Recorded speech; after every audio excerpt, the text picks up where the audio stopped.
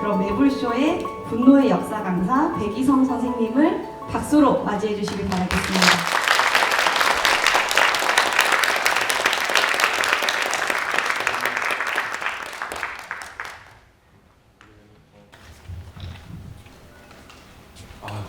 환장하신 전주 시민 여러분, 정말 반갑습니다. 백이성입니다. 반갑습니다.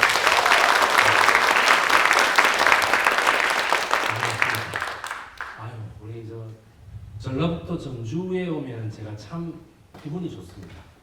왜 그러느냐 하면 전주에 올 때마다 모이신 분들이 저가 사진을 찍어서 제공을 하면은 서울 분들이 뭐라고 하느냐면, 야, 전주에 배씨가 이래 많냐 이래 얘기합니다. 근데 왜냐, 네가 뭔데 이 사람들이 네 설명들을 다 하고, 아니 이게 말이 되느냐. 그러니까는 사람들 자체에 좀 이 말이 뭘까요?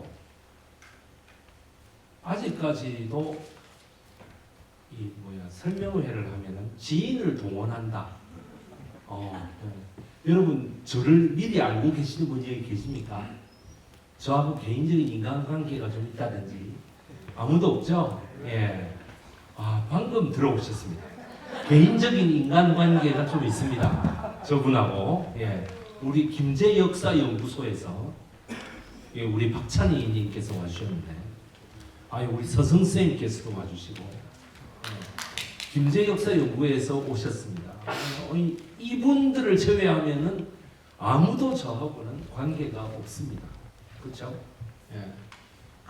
그럼에도 불구하고 이렇게 자리를 매번이라는 말을 제가 왜 하는지, 전라북도 전북대학교에서 원래 강의를 할 때, 그때 삼성회관이라는 곳에서 강의를 할 때도 똑같이 많이 오셨습니다. 역사는 반복된다라는 책을 이제 가지고 출판 기념회를 했는데 거기도 많이 와주셨다. 근데 요번에 또 이렇게 많이 와주시죠. 그때도 오시고 지금도 오신 분, 박찬희 구독자님 빼고, 그때도 오시고 지금도 오신 분, 한 분 괜찮아요. 제가 뭐라 안 해요. 손 들어보세요. 아무도 안 계시네. 이야, 대단하다. 전주 시민들이 100만이 안 되는데, 그죠? 어떻게 이렇게 드문 경우의 수가 생겼을까요? 예, 저는 방금 우리 설재희 선생님께서 저한테 말씀해 주시기를, 여러분께 말씀해 주시기를, 분노의 역사 강사. 그럼 저는 계속 분노하고 있어야 됩니까? 그런데 제가 전공한 대학교와 대학원에서 전공한 것이 바로 근현대사. 우리나라로 하면은 1863년부터 2003년까지의 역사입니다. 이 역사를 저처럼 분노에 쩔어가지고 공부하게 되면은 저 같은 인간이 되고, 이 역사를 뭐냐면은 찬란한 산업화와 이런 기분 좋은 대로만 공부하게 되면은 대통령이 된다. 저는 그렇게 생각합니다. 네. 박수 한번 안 주시죠.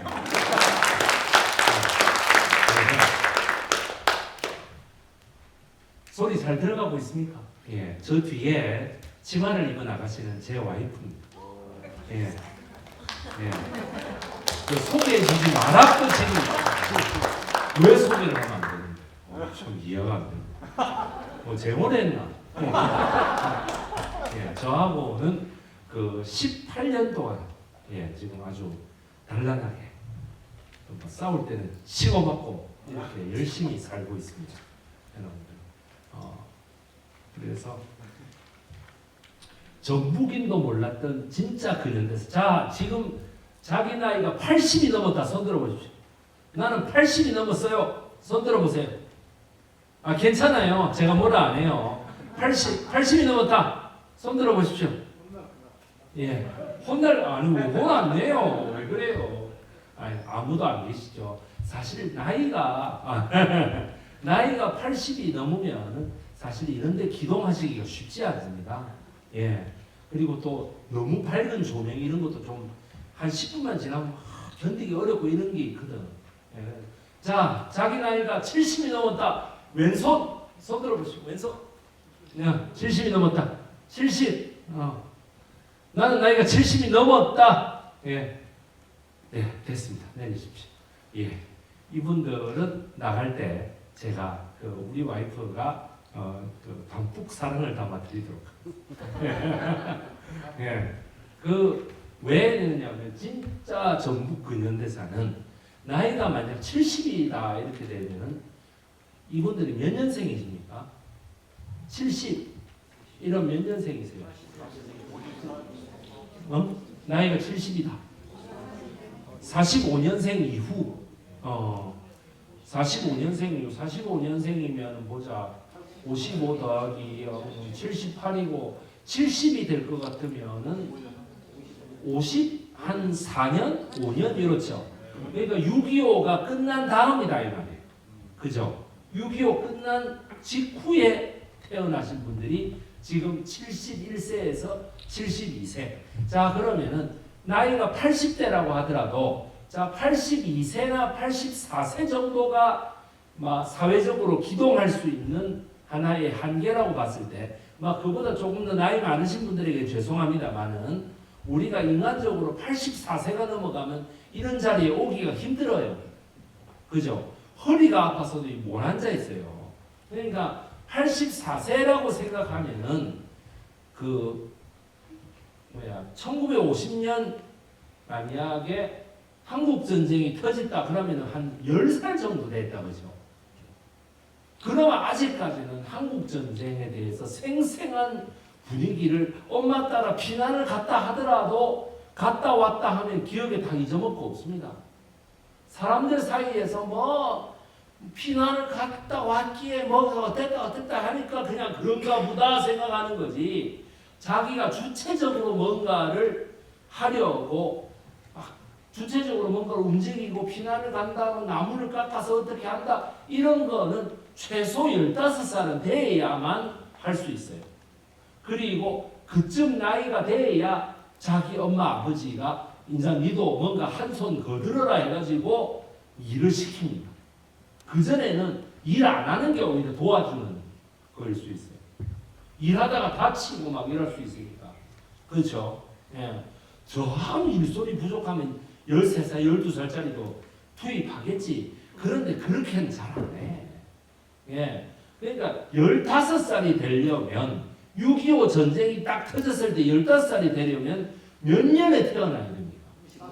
36년생 정도 돼야 됩니다. 내가 36년 이후에 그때 태어났다 정도 돼야 네가 6.25를 겪어봤어 라고 내보고 얘기를 해도 저분은 저렇게 얘기할 만하지 라고 제가 생각할 수 있어요. 그런데 그보다 훨씬 지금 70세 이렇게밖에 안 되신 분이 네가 6.25 때 뭐 했어? 그러면 할아버지는 뭐 하셨는데요? 내가 이렇게 물어봐.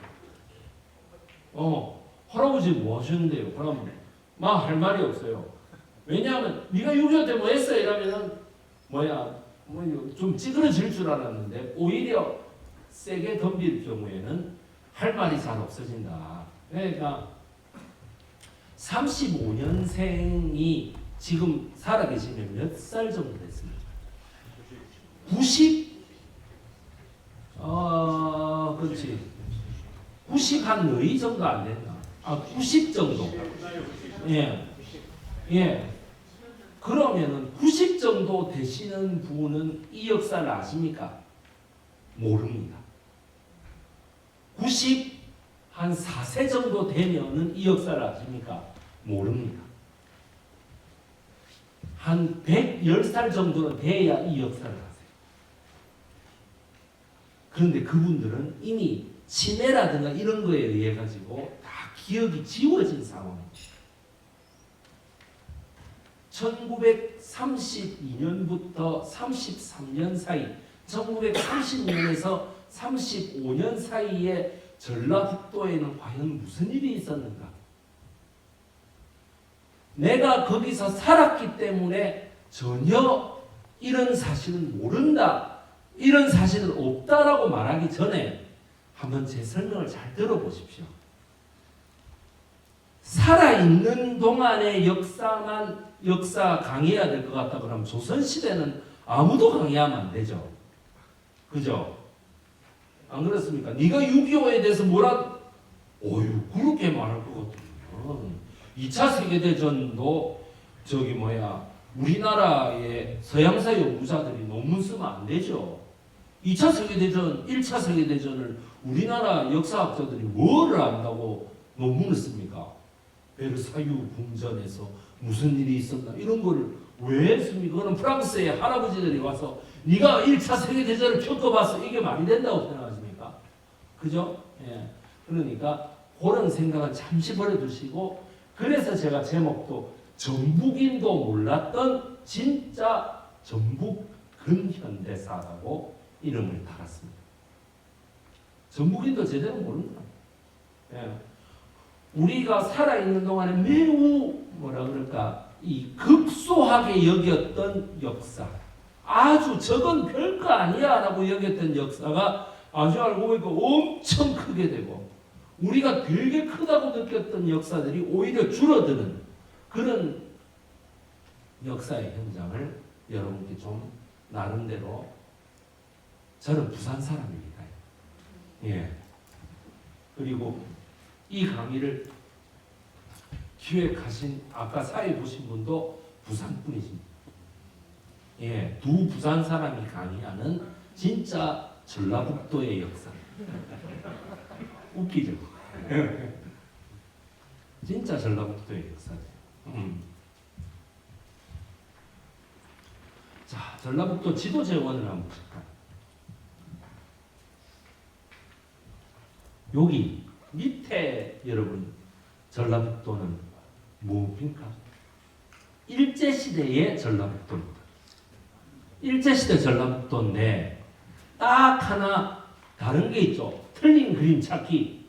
자, 옥구하고 군산이 다르다. 이런 건 퀴즈로 안 돼. 왜냐하면 딱 보면 눈에 보이잖아. 그죠? 본인이 한글을 할 줄 안다 이런 거 외에는 자랑할 게 못 돼요. 이런 거. 아시겠죠? 군산하고 옥구가 다릅니다. 맞잖아. 그리고 또 뭐가 들려? 완주하고 전주가 다르죠. 예. 얼핏 보면 비슷한 것 같은데 일제시대의 우리나라 전라북도는 이렇게 달랐습니다. 이 행정구역을 처음 정한 사람은 누구?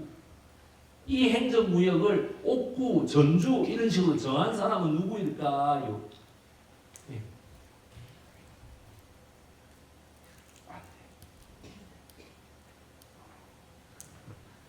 누구일까요? 네, 맞습니다. 이완용 자였습니다. 예, 예. 믿고 있어서 예.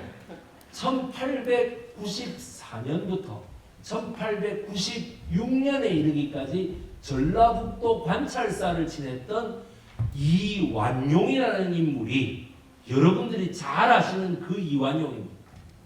이완용이라는 인물이 크게 두 가지 업적을 이루었으니 그게 뭐냐?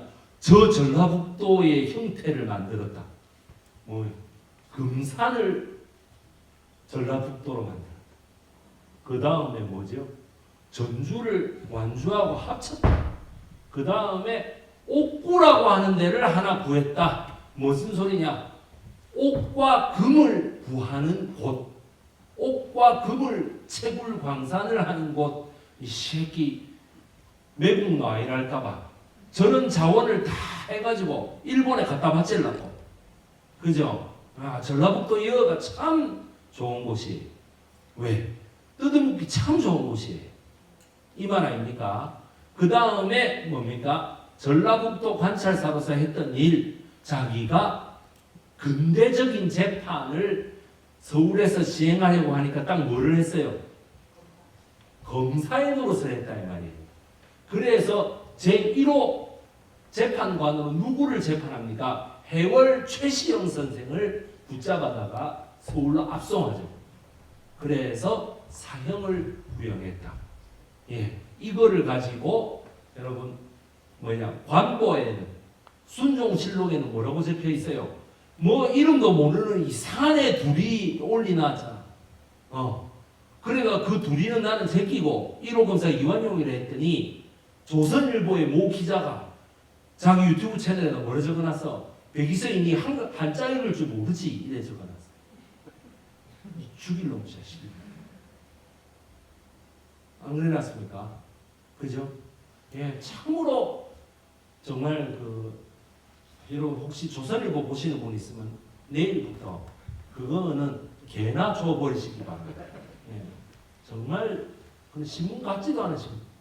자, 저기서 우리를 왜 호남이라고 부릅니까? 전라북도하고 전라남도를 왜 호남 이렇게 부르는 이유가 뭡니까? 호남이라는 거 보니까 호의 남쪽인가 보다, 그죠? 호가 뭐예요? 호수? 호수의 남쪽? 무슨 호수? 뭐 설마 저 옥정 호수 뭐 이런 거 얘기하시는 거 아니죠? 예, 무슨 호수? 예? 의림지? 벽골제? 아유, 그럼 벽골제보다 북쪽은 뭔데 그러면? 예. 금강의 남쪽이 말이야.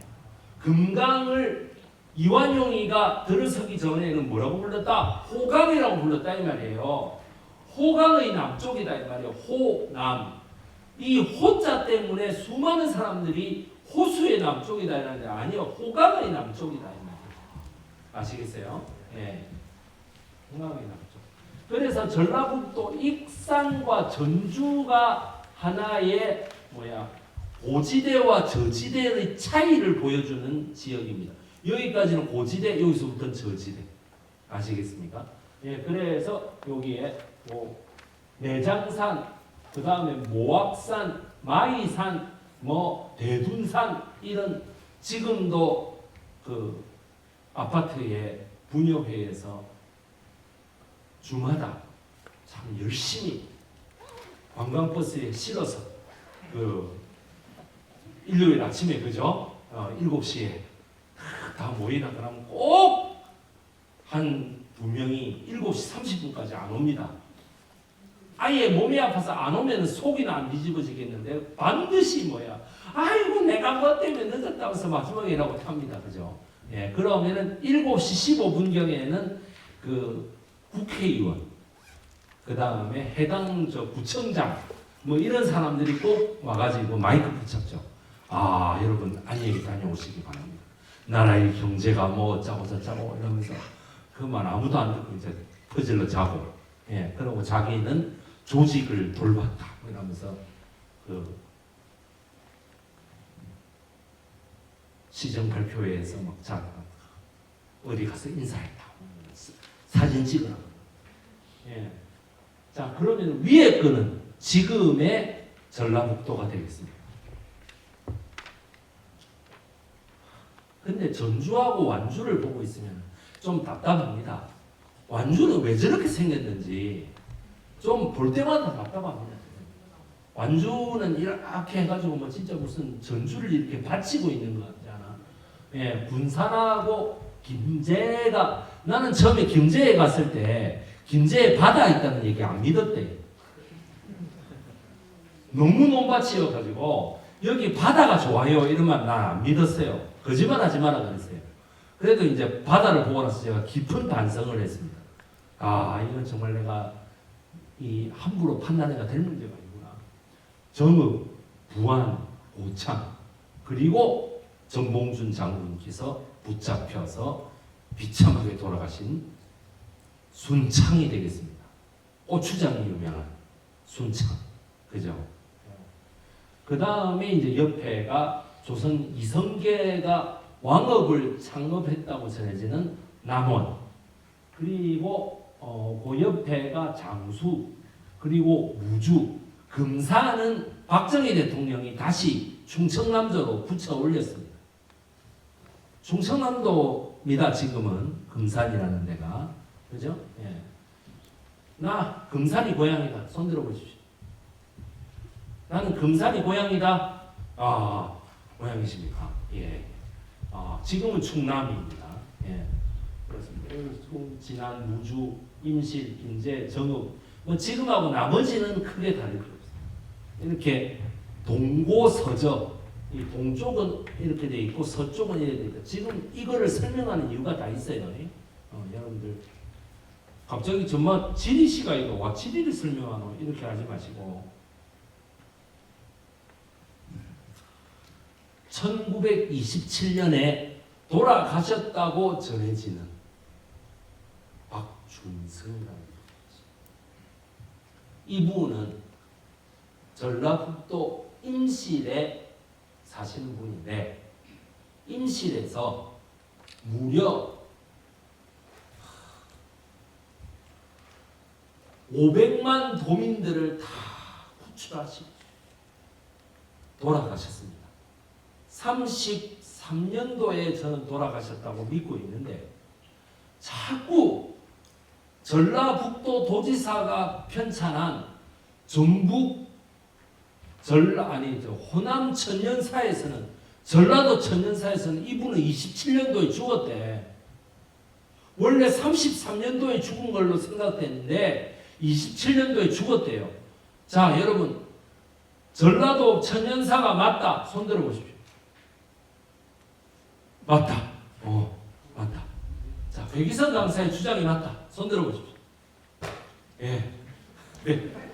백이성 강사의 주장을 상당히 신뢰해 주시는 감사합니다. 예.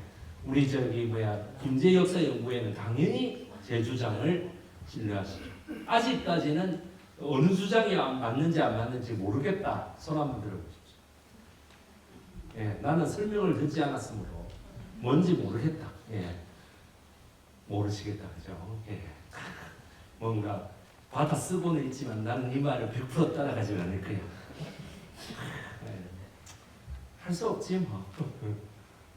예. 박준석입니다. 박준석. 돌아가시기 한 석 달 전에 사진이라고 제가 들었습니다. 1866년에서 1927년에 돌아가실 때 61세에 돌아가신 거 맞습니까? 그죠?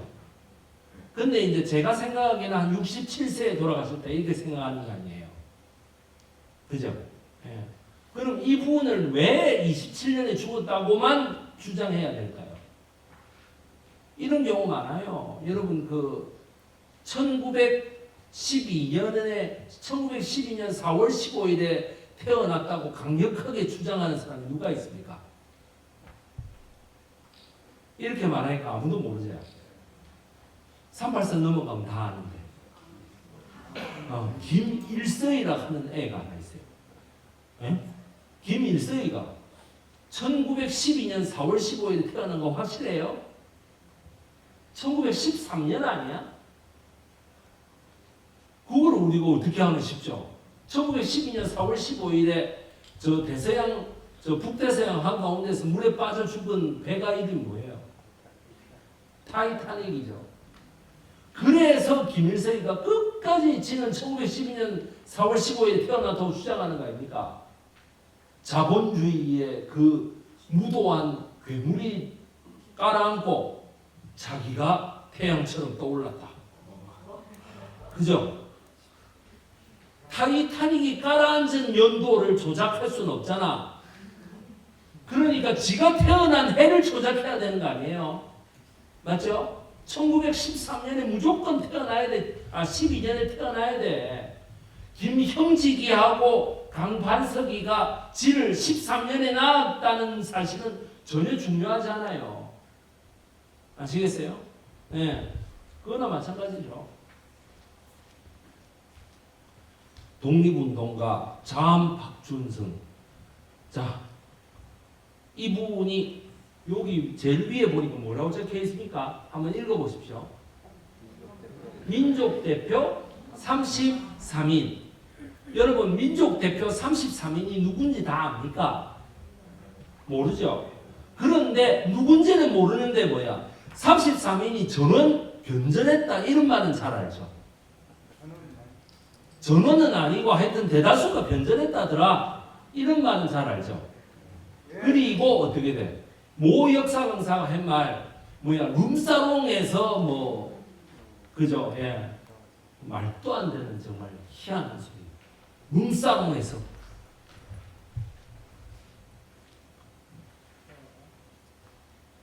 민족 대표 33인 중에 4명은 변절했습니다.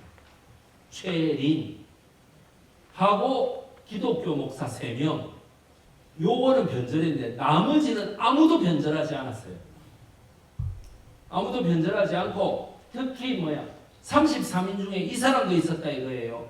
전라북도 임실 출생의 이름 성은 박준성이라는 사람이 있었다라는 이야기입니다. 우리 동학 농민혁명의 마지막 지도자입니다. 이 사람.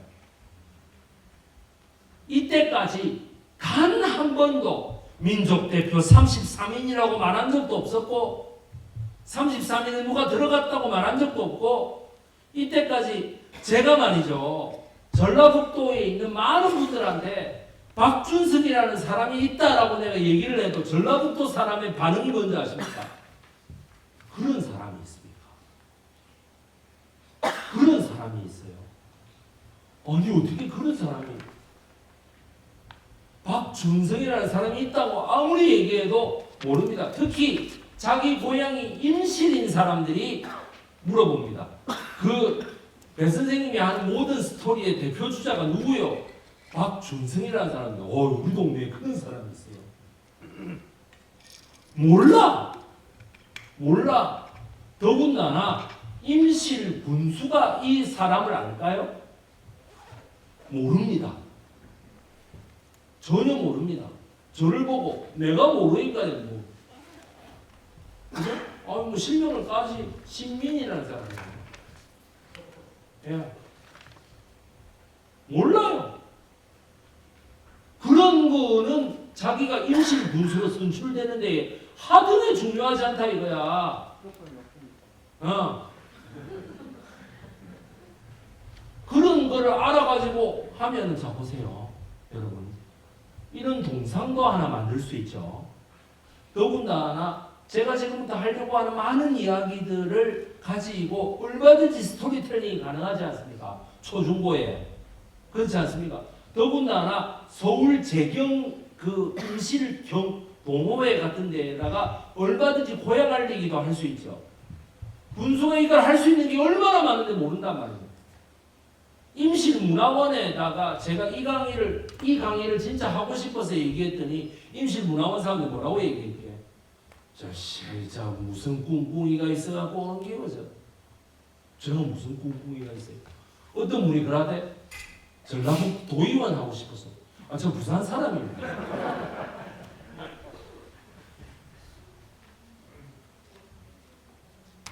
자 여기 건국훈장 대통령장.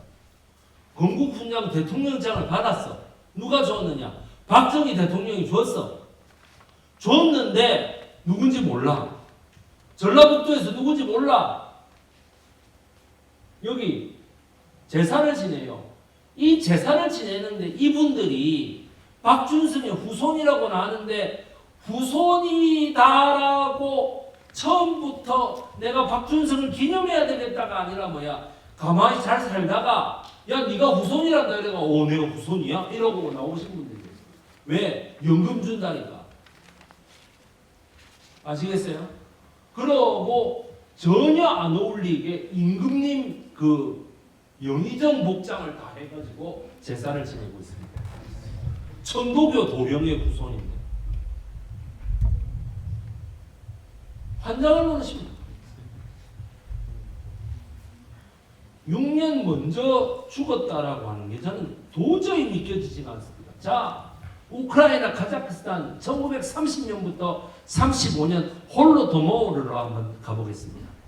여러분 이 홀로도모르가 언제 처음으로 국제적으로 인정됐다고 생각하십니까? 이거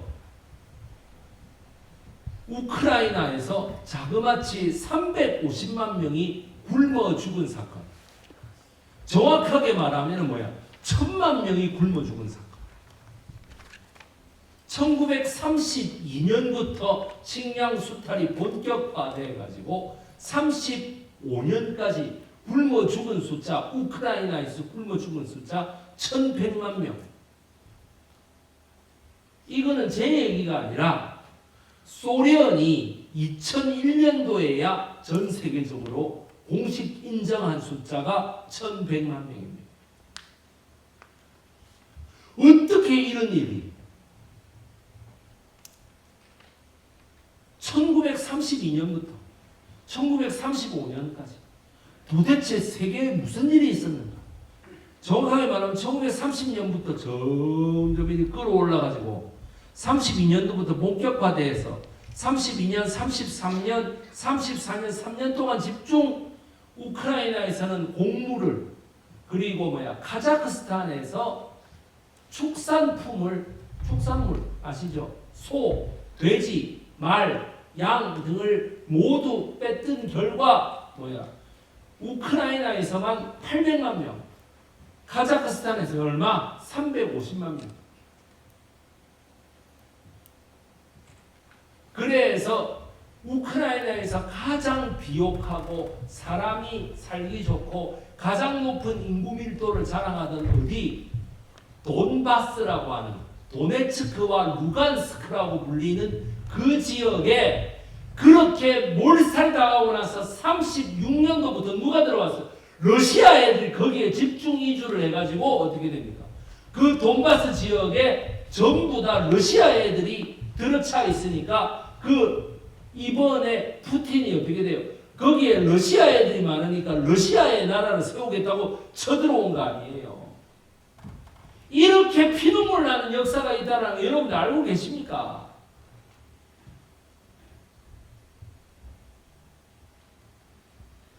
전국의 수많은 정치 전문가, 정치학 교수들이 강의를 했죠. 방송에 나와서도 떠들었죠. 유튜브에서도 떠들었죠. 이런 이야기는 한마디도 안 들어보셨을 거예요. 우크라이나 돈바스라는 지역에 왜 그렇게 러시아 사람들이 몰려 사는가? 그러니 그 돈바스를 제외한 다른 지역에는 절대로 러시아 사람들이 못 나와 살도록 어떻게 돼요? 우크라이나 사람들이 절사적으로 저항했기 때문에 돈바스에만 사람들이 몰려 있는 거예요. 그러니까 이번에 푸틴이 돈바스 지역만 치고 들어온 거예요.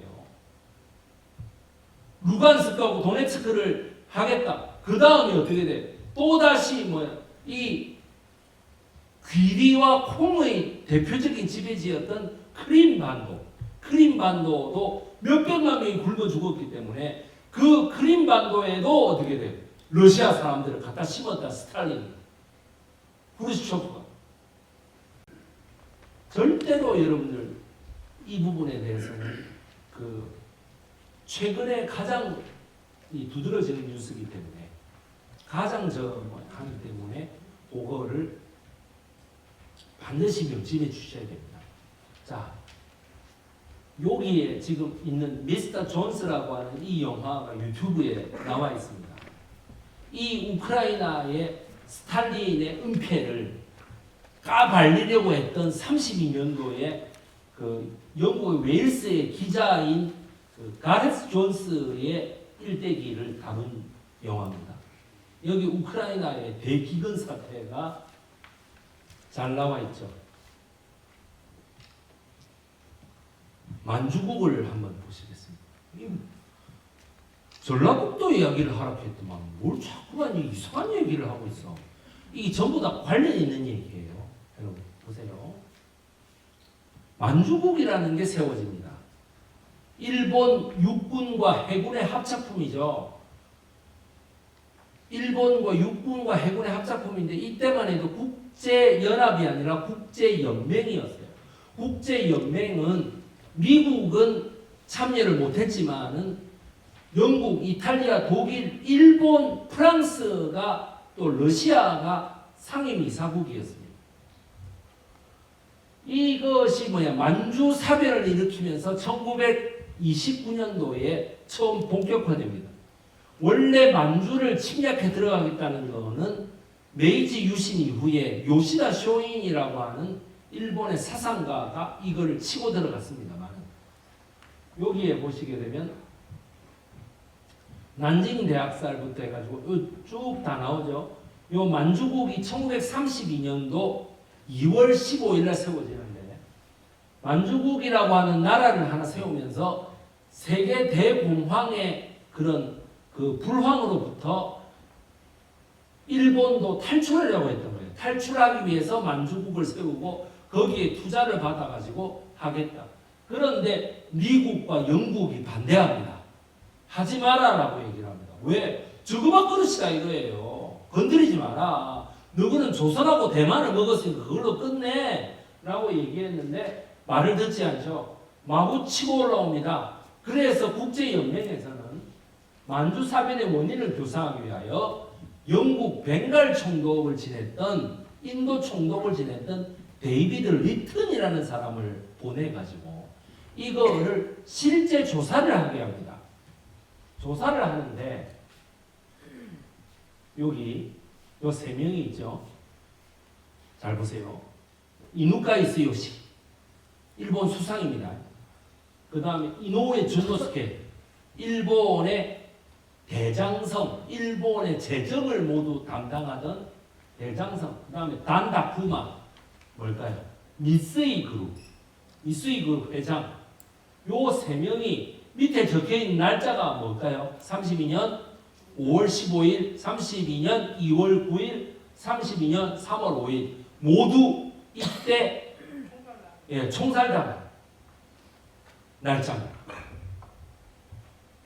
일본 황도파 그 만주국을 세우겠다라고 하는 장교들에 의해 가지고 모두 총살당합니다. 한나라의 최대 기업, 우리나라로 치면 이재용, 여러분 경제기획원 장관, 그 다음 뭐 대통령 이렇게 다 가버린 거야. 왜? 만주국에 반대한다는 이유. 만주국에 이 세 명이 다 뭐야? 재정적으로 뭘까요? 그 파이낸셜 뷰로크라시, 즉 뭐냐면 재정 관료들이었거든. 그러니까 전부 재정적으로 보면 이 만주국이라는 건 말이 안 된다라고 반대하니까 군사 세력들이 전부 다 죽여버립니다. 그리고 이거 죽임을 누가 보라고 이렇게 죽인 걸까? 리튼을 보라고. 누가? 저 위에 저 두 놈이, 저 위에 저놈은 스지 마사노부라고 합니다. 일본 관동군 참모장입니다. 그 밑에 있는 놈은 이세하라 간지, 여러분 일본 관동군 대장이죠. 만주국을 모두 관장하는 관동군의 군벌 세력들입니다. 인마들이 모두 다 뭐야? 만주국을 세우기 위하여 이렇게 미쓰이 회장, 그 다음에 뭐 이누카이 스요시 총리, 그 다음에 이노우의 그 뭐야 대장성 장관을 모두 죽여버립니다. 그런데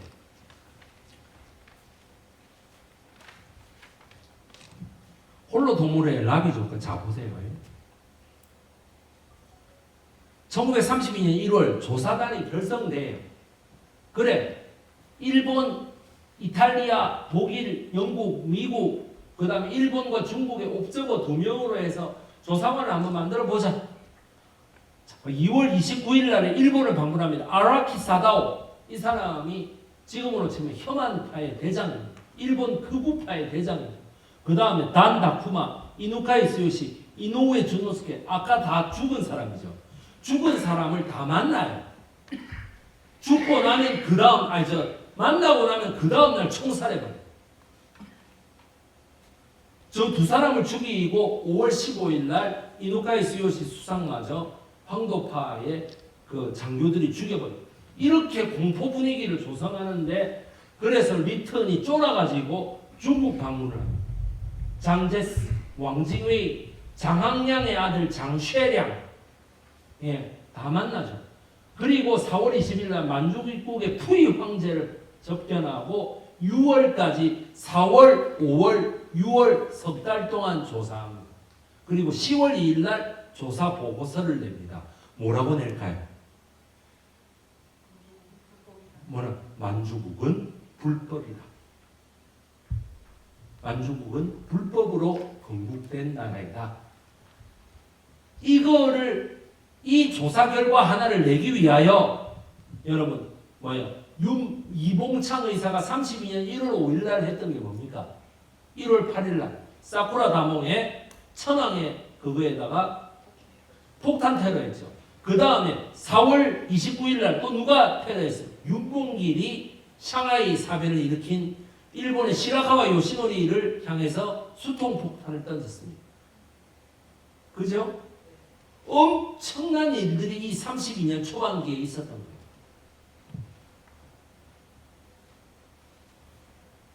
조사 보고서가 작성되기까지 우리 독립군들도 가만히 있지 않았습니다. 만주국의 리턴 조사단이 와서 3개월간 조사하는데 우리 독립군 의사 남자현 의사라는 여자 그 의사가 가운데 손가락을 끊어가지고 그 편지 봉투에 담아서 리턴한테 줍니다. 우리를 반드시 만나고 가라. 그래가지고 이회영 씨라니까 되게 웃기죠, 여러분. 이회영 열사도 여기에 만주 다리엔에서 뭔가를 기획하다가 다리엔에서 붙잡혀가지고 옥사합니다. 일본 만주 관동군이 우리나라를 최대로 쫄 때가 바로 이때입니다. 그럼 이게 전라북도하고 무슨 관계가 있느냐? 그러고 나서 여러분 엄청나게 많은 사람들이 굶어 죽고 전쟁으로 죽고 하니까 우리나라 사람들을 여기 37년 9월 9일 날 어떻게 돼? 중앙아시아로 옮겼죠. 이제 이 연쇄 반응이 이해가 되십니까? 빨리 마치라고 했어요. 전라남도에는 목포 항구가 있고 제2의 항구로는 여수 항구가 있고 그 다음에 전라북도에는 무슨 항구가 있다? 군산 항구가 있어요. 군산 항구는 일제시대 때의 행정구역명이 뭐였어요? 옥구라 그랬죠. 그런데 어떻게 돼? 32년도에 스지 마사노부가 이를 바꿉니다. 뭐라고 하냐? 군산이라는 이름으로 바꿔요. 그리고 어떻게 될까? 모든 물자는 군산을 통해서, 모든 사람은 뭐를 통해서? 목포를 통해서. 수탈해라. 전부 다 수탈해라. 뭐냐? 내가 5개를 정해주겠다. 자, 지금부터 우리 군대에서 이걸 얘기하면 제가 복명하면 여러분들 복창하시는 겁니다. 괜찮죠? 예. 자, 전라북도 고창. 예, 아니 왜 누가 때립니까? 전라북도 고창. 전라북도 정읍. 예, 그 다음에 전라북도 김제. 예, 그 다음에 또 한 군데가 어디야? 전라북도 완주. 또 하나는요, 충남 예산이 되겠습니다. 예, 요 5개 지역에 대규모 공출령, 1932년 12월에 식량 공출령 몇만 석? 50만 석, 여러분. 50만 석을 공출하라는 명령을 딱 내리고 시행을 합니다. 그 중에서 김제가 담당한 게 몇만 석인지 아십니까? 32만 석입니다. 김제가 그만큼 복창이었다고. 아니 저거가 뚫어서 많이 나올 때에다 시킬 거 아니에요. 그죠? 그러니까는 어떻게 됐느냐? 자, 참빗 작전. 뭘까? 싹싹 쓸어. 이 머리를 이를 싹싹 쓸어내듯이 전부 다 쓸어. 한 번만 네가 죽든지 내가 죽든지 한번 해보자. 그러니까 쓸어가지고 어떻게 돼? 여러분 그 논 개울에 있는 깨구락지하고 가재까지 다 잡아갔습니다. 얘들이.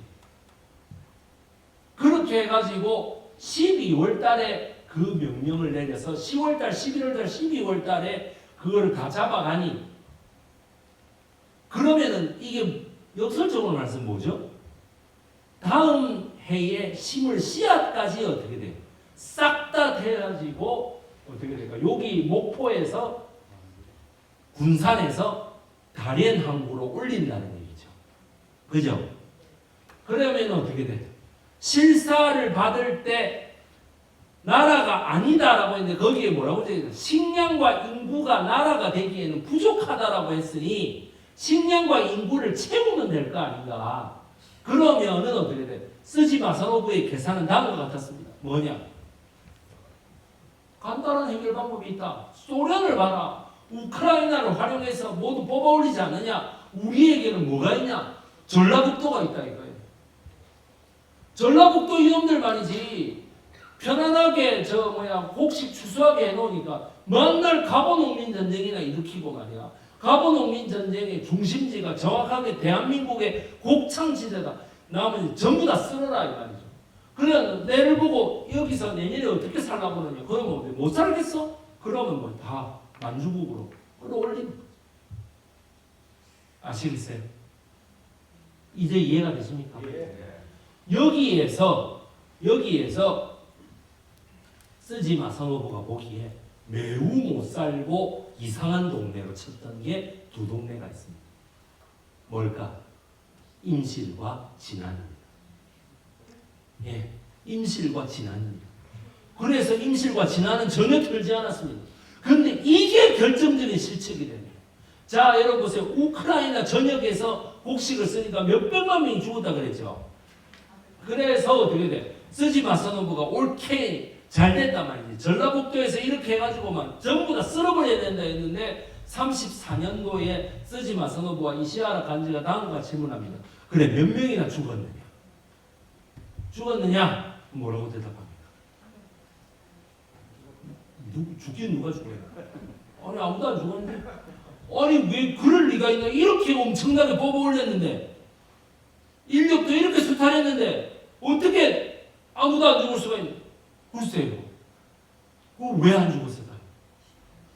전라북도 임실에 살고 있는 수많은 천도교 교인들이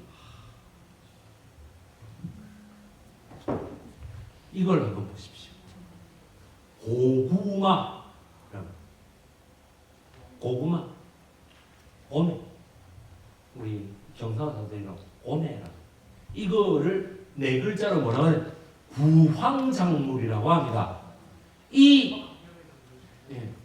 정말 그 임실의 산지에서 임실 사람들이 고구마를 많이 먹었고 그 고구마를 사람들이 평소에는 잘 안 먹었어요. 아니 쌀 담아 돌아가고 다 남아 돌아가는데 고구마를 말아 먹어. 그랬는데 이때는 고구마를 전부 다 뽑아라. 그래가지고 어떻게 돼? 가장 사람들에게 많이 먹일 수 있는 방법이 뭡니까? 죽을 끓이는 데는 거죠. 쌀을 조금 넣어가지고 죽을 끓여서 전라북도 임실 사람들이 출동 앞으로가 됩니다. 사람들이 다 굶어 죽는다 말이죠. 예. 그래서 노나맥이라고 합니다, 이걸. 예. 그래서 이 동의 입구에서 한번 들어가는데 어떻게 돼? 사람들이 너무 안 드나드니까 뭐가 됩니까? 거미줄이 쳐져 있죠. 그리고 다시 그 마을의 문을 열고 첫 번째, 그 다음 두 번째가 뭐예요? 그 대문을 여는데 또 어떻습니까? 거미줄이 또 있잖아요. 그리고 어떻게 돼? 세 번째 방문을 여는데 또 거미줄이 있어. 사람들이 안 왔다 갔다 기운이 없어 갔다 하는. 그러니까 임실 사람들 입에서 나온 말이 뭡니까? 아이고 산 입에 거미줄 찍었어요. 암만 그래도 임실 사람들이 전라북도를 매겨 살리고 박수 한번 주세요.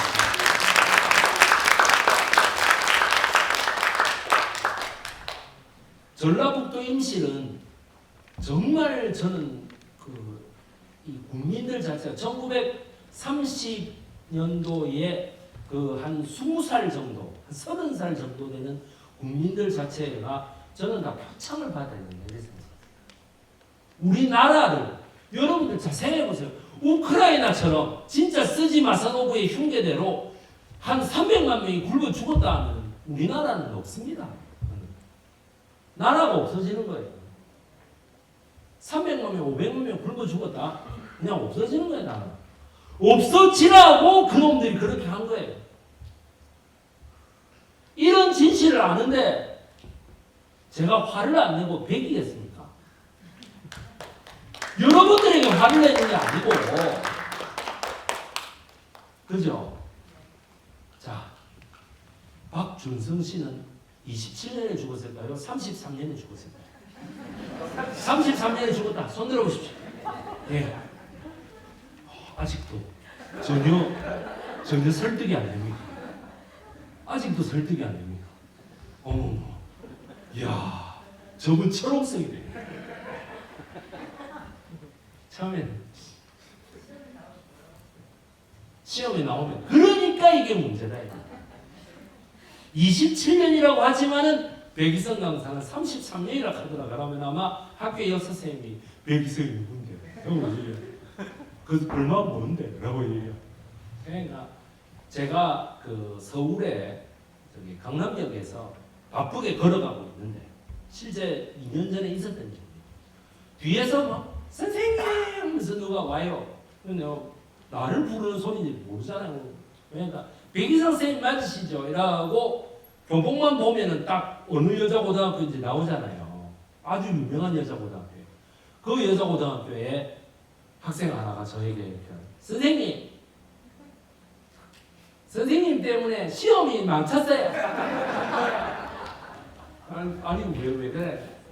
아니 선생님께서 사도세자와 영조라는 강의에서 사도세자가 훌륭한 임금이고 영조가 사이코패스라 해가지고 제가 조선시대 최대의 폭군은 누구인가 영조 썼다가 선생님이 틀렸다 그랬어요. 그래가지고 내가 그렇습니까? 책임지세요. 수행평가에서 한 점 낮아졌어요.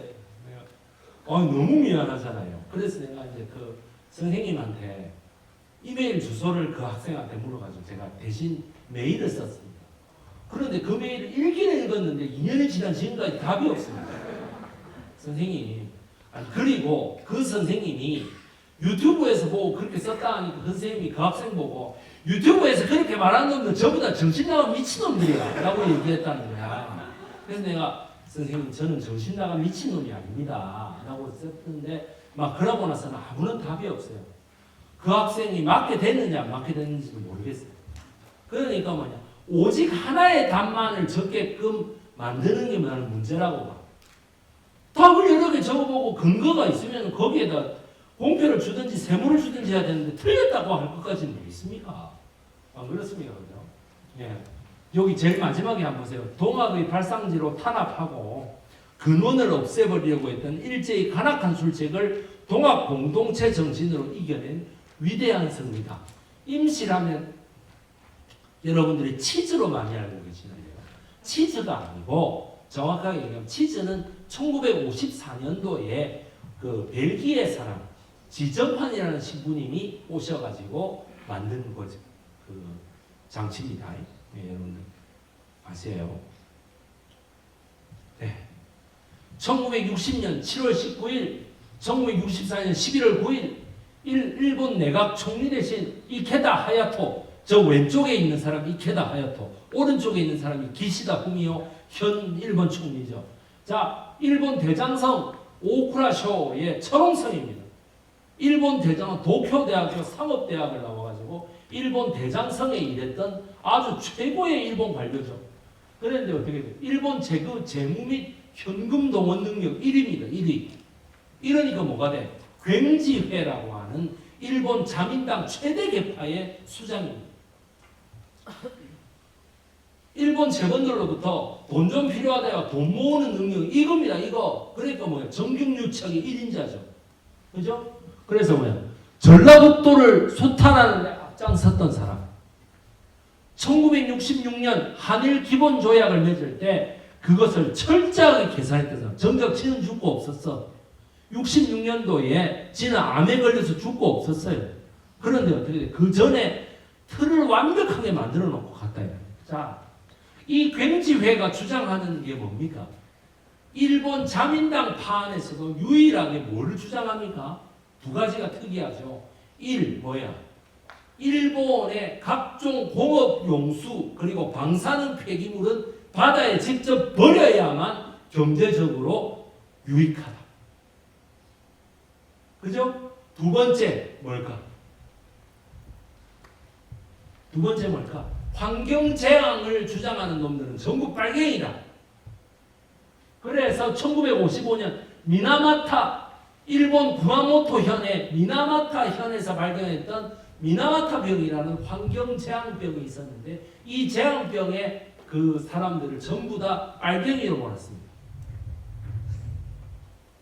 그 다음에 1955년 일본의 위에 동해 쪽에 있는 도야마라는 현에서 이따이 아프다 병이라는 게 있어서 그 병에서도 빨갱이로 몰았습니다. 일본의 1962년도에 매우 도전적인 일본 대정부 질문이 이루어집니다. 일본 공산당의 그 의원 하나가 저 총리를 출석시켜 놓고 야 우리 한국이 지금 우리 일본이 한국하고 수교를 맺으려고 하는데 맺는 분위기가 지금 있는데 니는 전라북도를 저렇게 수탈한 사람으로서 생각이 없느냐라고 얘기하니까 제가 이렇게 얘기합니다. 어목한 시절에 전북도민이 슬픈 일을 당한 것에 대하여 개인적으로는 유감으로 생각하지만 나는 당시에 실무자에 불과한 사람으로 책임은 없다고 생각합니다. 굉지회의 그 수장을 이어받았고 히로시마의 선거구까지 이어받았던 기시다 후미오. 자 뭐라고 얘기하는가?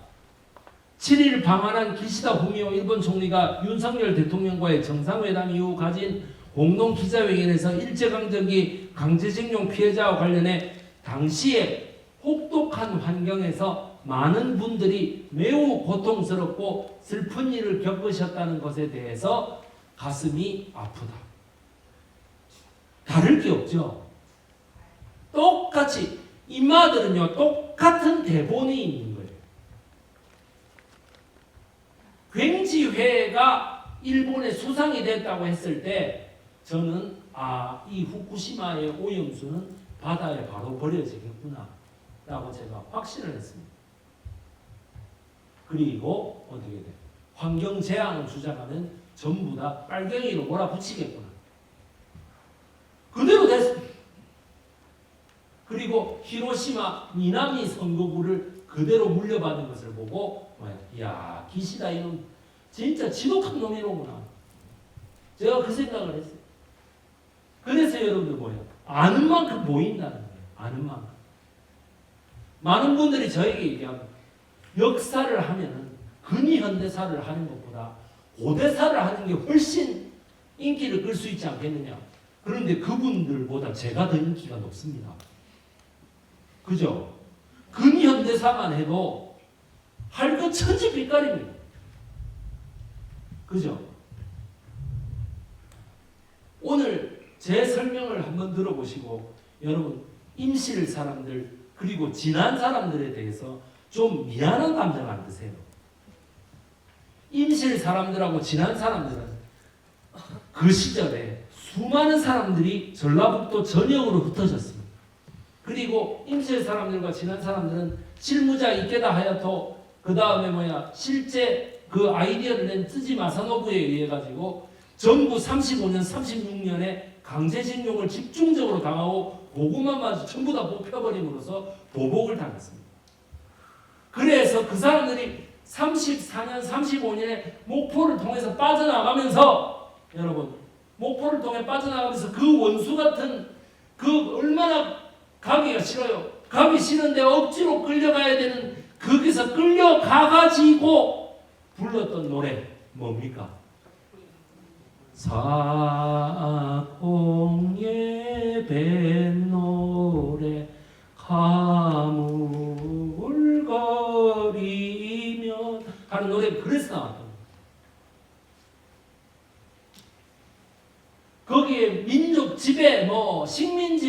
중에 한 글자도 더 나와요.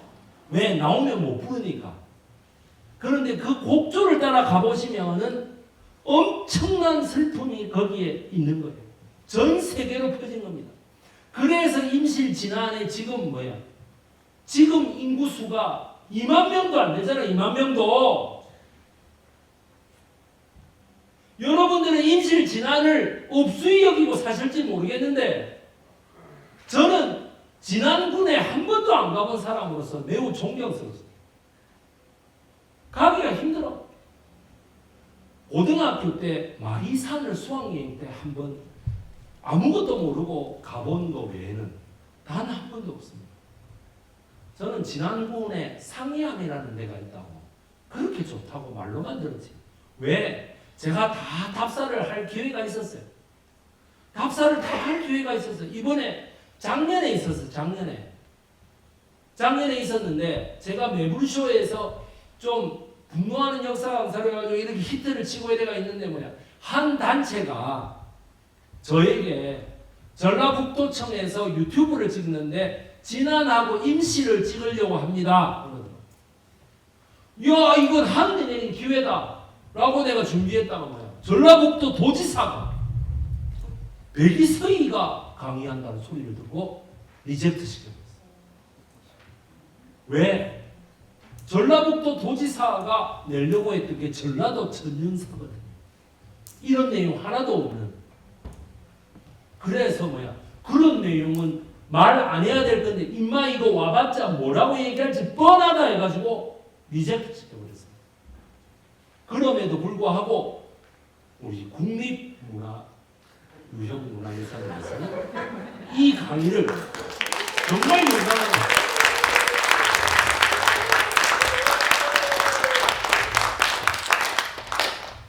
100% 주셨다 이 말이에요. 아직까지 설득이 안 됩니다. 34년 주는 게 확실하죠. 그죠? 예. 정말 적은 눈치가 보여가지고 강의 내내 힘들었습니다. 뭔가 열심히 적으시면서도 난 네 말에 동의할 수 없어? 이러면 정상적인 이성을 가지신 분이라면 동의하지 않기가 어려웠을 것입니다. 저분의 동의를 끝으로 저는 여기서 물러가겠습니다. 질의응답으로 넘어가겠습니다. 네, 반갑습니다.